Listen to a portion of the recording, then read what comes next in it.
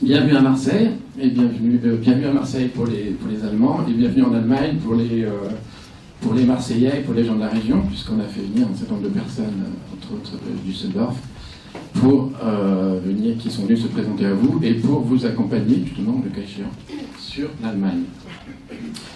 Donc c'est une deuxième édition, en quelque sorte, qu'on fait là de table ronde sur le marché allemand. La première, elle était sur l'image des produits français en Allemagne, on l'avait fait à Aix, et la conclusion qu'on avait eue de cette table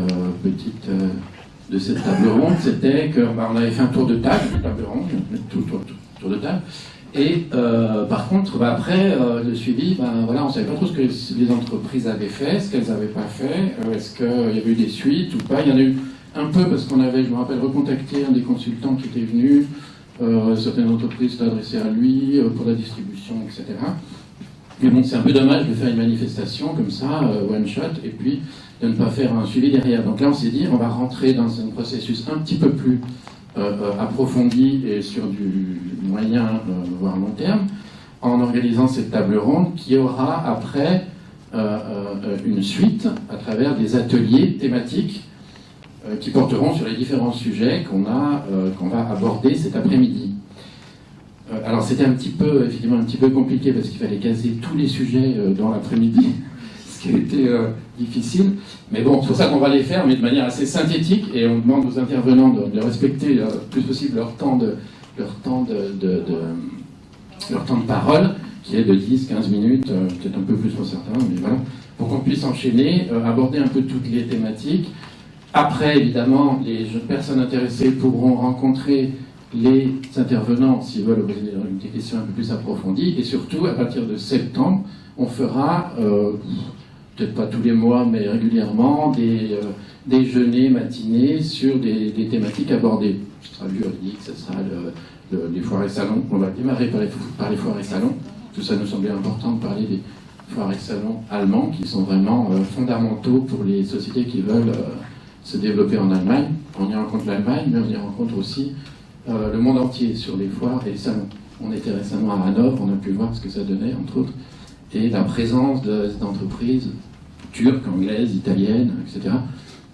Malheureusement, pas énormément de Français, c'était un peu dommage. Mais bon, justement, il faut y aller, et il faut peut-être se fédérer justement pour y aller. Ça va être le sujet de Katia après, là, je ne vais pas déborder.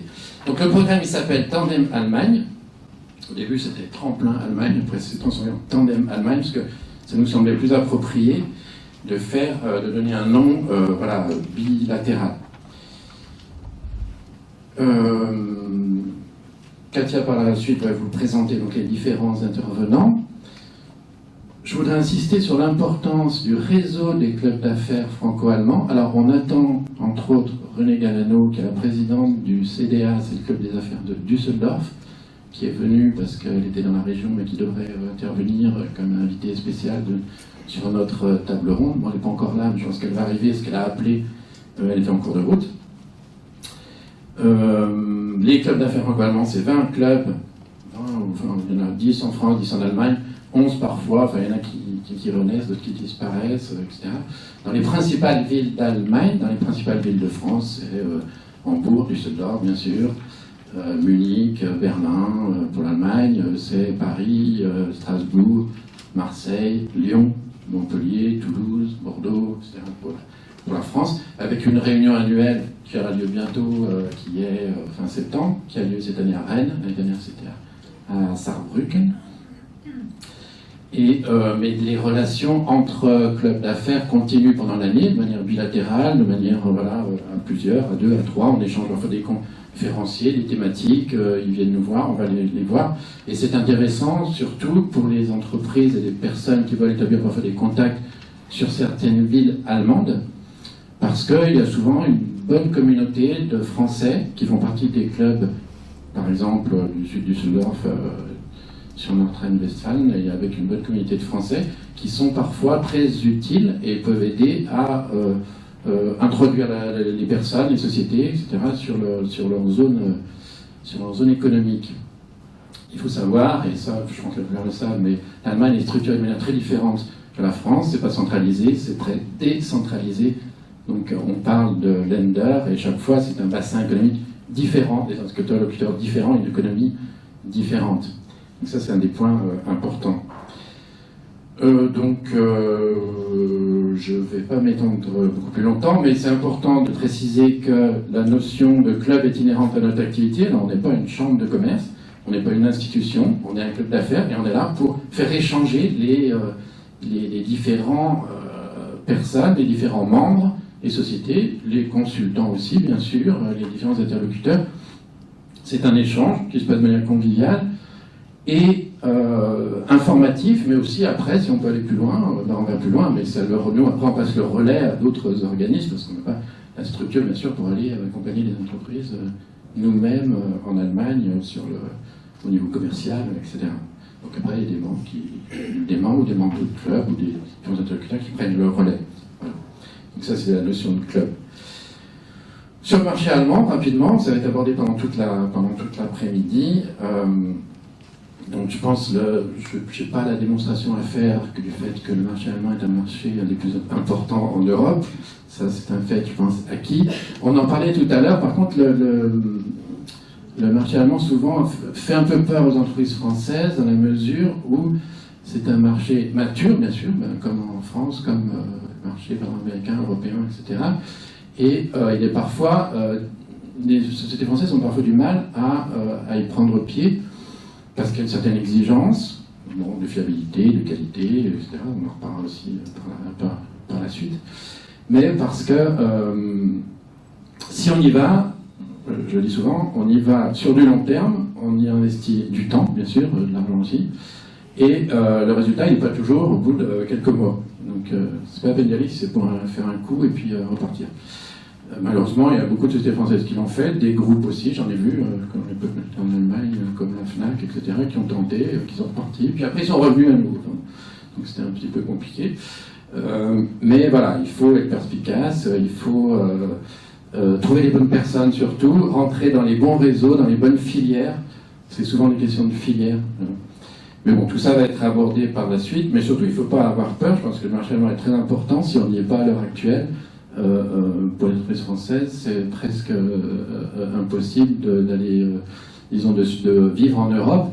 Et surtout, le marché allemand, on le voit sur les salons, on le voit beaucoup sur les salons, le marché allemand, il est porteur pour d'autres pays surtout. C'est-à-dire que le fait d'y rentrer, vous allez entrer en contact avec des fournisseurs, avec des clients, avec des sociétés industrielles qui, elles, vont exporter leurs produits et vont être implantés dans d'autres pays, bien sûr, hors Allemagne et hors Europe. Donc ça peut être aussi un tremplin. À partir du moment où on a un partenariat avec une entreprise allemande et qu'on est fiabilisé et qu'on rentre dans un processus à moyen terme, d'aller aussi sur d'autres régions du monde en partenariat avec des sociétés allemandes.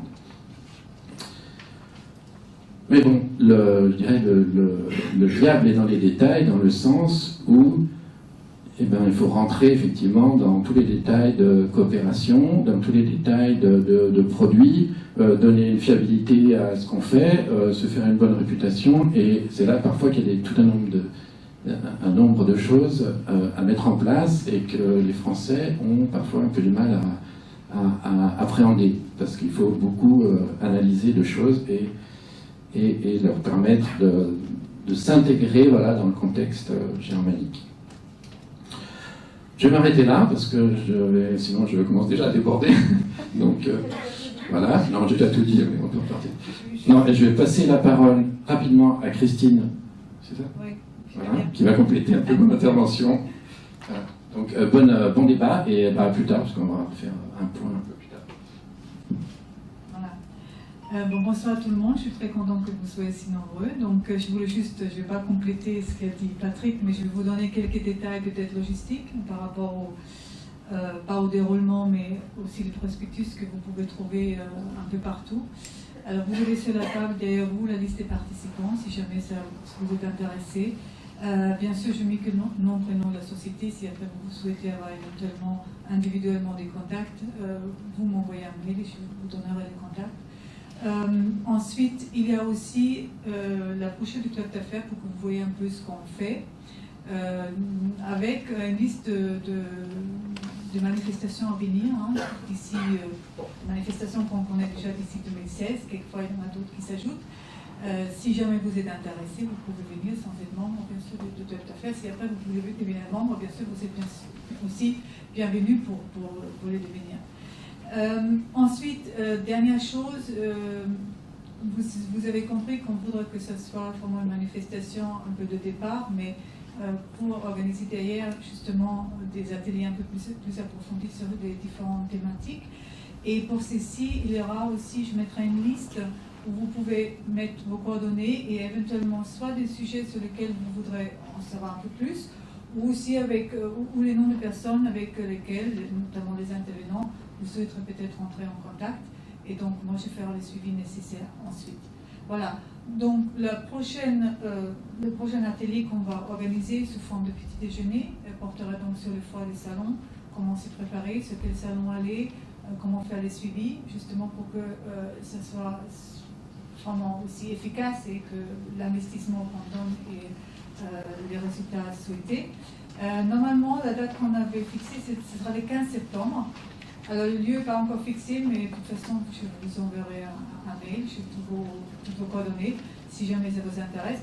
Et puis, on fera donc ce petit déjeuner au cours de encore 2016 et 2017, ça va continuer, en espérant que vous trouverez donc la réponse à toutes les questions que vous pourrez vous poser. Voilà. Donc, je m'arrête là. Je vous souhaite une bonne fin d'après-midi soirée, et puis bon, que les échanges soient fructueux et que vous trouverez votre compte dans cette manifestation. Merci. Oui, après, il y a Juste avant de citer les intervenants, je vais citer et remercier les participants, qui sont bien sûr M. Wolfgang Theuran, consul général d'Allemagne, qui est venu nous saluer et dont on remercie pour sa participation. Dagmar Wulknitz de NRW Invest.